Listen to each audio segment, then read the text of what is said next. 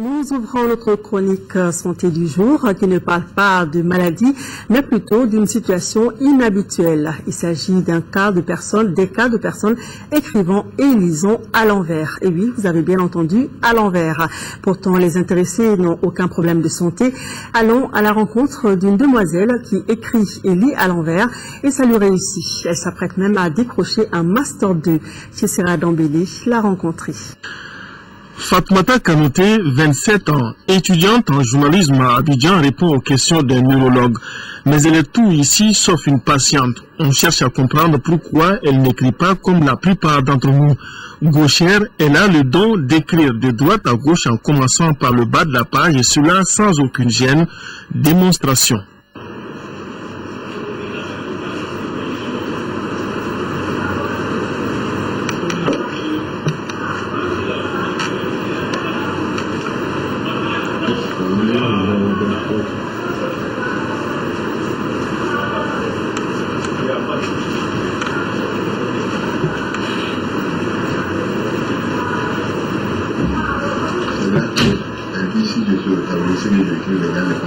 Au Mali, le paludisme représente la principale cause de mortalité et de morbidité. La transmission du paludisme est saisonnière. Au Mali, le paludisme représente la principale cause de mortalité et de morbidité. La transmission du paludisme est saisonnière. En stage à la rédaction du journal parlé de l'URTM, Mademoiselle Kanouté est devenue une véritable attraction pour tous. Détentrice d'une maîtrise en droit international de l'Université de Bamako, elle poursuit actuellement ses études en vue de l'obtention d'un Master 2 en journalisme. Elle a toujours écrit de cette manière et le début de ses relations avec les enseignants n'a pas été traumatisant. Au tout début, ils essayaient de me forcer, quoi. Mais finalement, mes parents ont dû reprocher de laisser comme ça. Les gens sont plus étonnés, beaucoup plus étonnés de me voir écrire comme ça.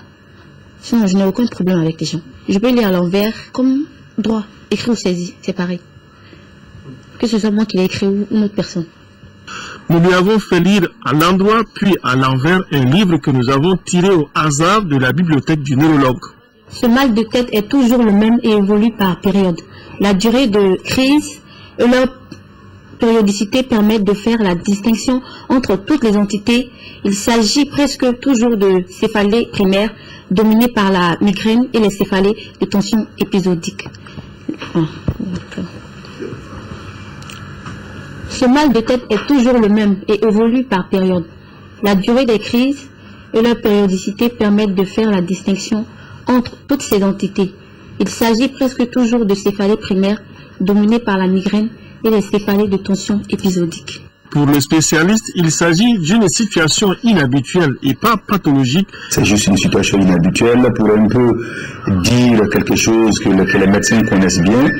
Il est classique de dire aux gens que le cœur est à gauche, il se trouve souvent que le cœur est à droite. Donc c'est un peu des atypies de ce genre et relève de ce type de situation. C'est plutôt dans des situations atypiques où l'orientation ne s'est pas faite comme le classique, c'est ça qui amène à des troubles de ce genre. Un des troubles les plus connus qui ressemble un peu à ça, qu'on appelle, c'est le syndrome de Gertzmann. Le syndrome de Gertzmann, vous avez vu, quand je lui ai dit de poser 12 plus 14 heures, elle a renversé. Dans le syndrome de Gertzmann, c'est classique. C'est un problème de renversement. Les choses sont renversées sur le cerveau.